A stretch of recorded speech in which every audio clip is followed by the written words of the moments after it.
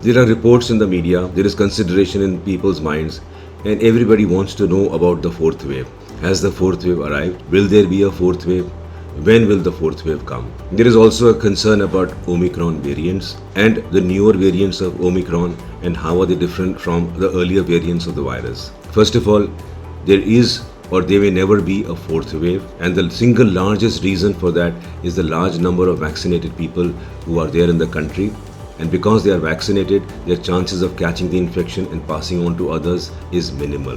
दूसरी बात है ओमिक्रॉन वेरिएंट। मैं ओमिक्रॉन वेरिएंट की इसलिए ज़्यादा बात नहीं करूँगा क्योंकि जब तक आपको ये मैसेज पहुँचेगा ओमिक्रॉन वेरिएंट का, पूरी दुनिया में, देश में, कहीं और कोई और वेरिएंट निकलेगा और हम उसके बारे में पूछने लगेंगे। वेरिएंट ज़्यादातर एक तरह ही बिहेव करते हैं, हमको बचाव रखने के तरीके जैसा भी वेरिएंट हो एक ही है।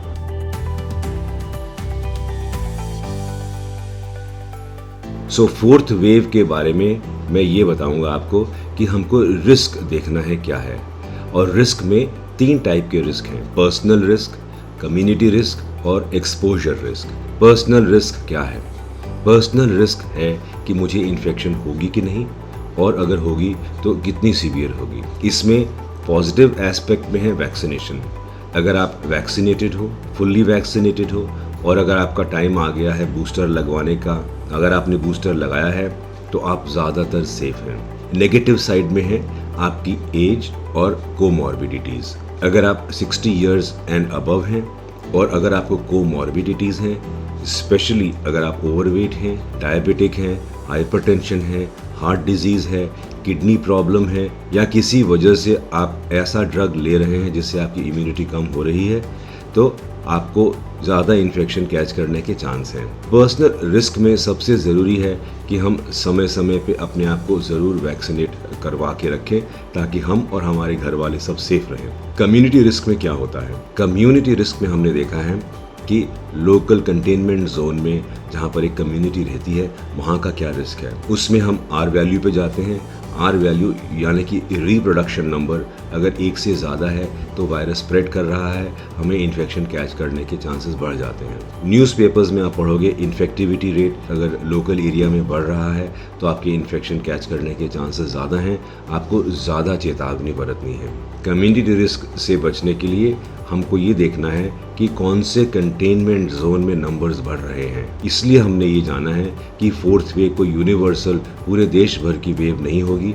फोर्थ वेव एक लिमिटेड वेव होगी, may be in a community, in a classroom, following some super spreader event like people getting together inside a closed room and not wearing a mask, or a wedding where people are dancing inside in closed halls without wearing masks. These are likely to be localized super spreader events which can increase the risk of a community catching the infection. Exposure risk में हम जो चीज़ कहते आ रहे हैं वो अभी तक वही की वही रही है। जहाँ तक हो सके इंडोर स्पेसेस अवॉइड करें। Wherever you go to an indoor space, make sure that the air transfer filtration rate is high. The air exchange rate should be 10 to 12 per hour or more to make it safe for people who live inside. There are 2 areas which I can talk about जो आप लोगों के लिए ज़्यादा unsafe हैं। एक है gym जहाँ पर दरवाजे खिड़की बंद हैं और लोग बिना मास्क के एक्सरसाइज कर रहे हैं, जहाँ पर एरोसोल स्प्रेड ज़्यादा है। दूसरा है रेस्टोरेंट या बार में जहाँ लोग बिना मास्क पहन के इंडोर स्पेस में बैठे हैं, बात कर रहे हैं, ड्रिंक ले रहे हैं, मास्क नहीं पहना है, कभी कभी स्मोक भी कर रहे हैं, चारों तरफ गाना चल रहा है, बीच में लोग डांस कर रहे हैं। इन जगह में इन्फेक्शन कैच करने के चांसेस बढ़ जाते हैं। अगर हम हाइब्रिड एरिया में हैं, जैसे कि एयर कंडीशनिंग ऑन है और दरवाजे खिड़की खुले हैं, तो हमारे इन्फेक्शन कैच करने के रिस्क कम हो जाते हैं। आउटडोर स्पेसेस अभी भी सेफ हैं। एक्सपोजर रिस्क से सबसे सेफ रेमेडीज हमारे पास 3 हैं अभी। सबसे पहले है वैक्सीनेशन। अगर आप फुल्ली वैक्सीनेटेड हो तो आप अपना बूस्टर डोज जब आपको ड्यू हो आप ज़रूर लगाइए। वैक्सीनेशन से मत डरिए, आपको इस बीमारी से बचने का सबसे सिंपल तरीका वैक्सीनेशन है। Number 2, mask wearing. जहाँ तक हो सके खासकर इंडोर स्पेस में मास्क पहनने हैं, क्योंकि आजकल मास्क की कमी नहीं है। मैं रेकमेंड करूँगा the safest mask is N95 उसको पहनने की कोशिश करिए।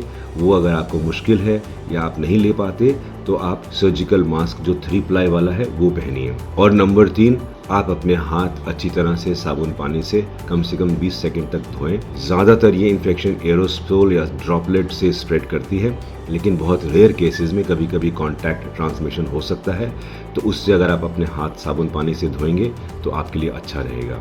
So overall, rather than talk about a 4th Covid wave, it is more important for us to keep ourselves, our loved ones and our community safe by following simple guidelines and protocols so that we are safe from catching the disease and do not transmit this to others.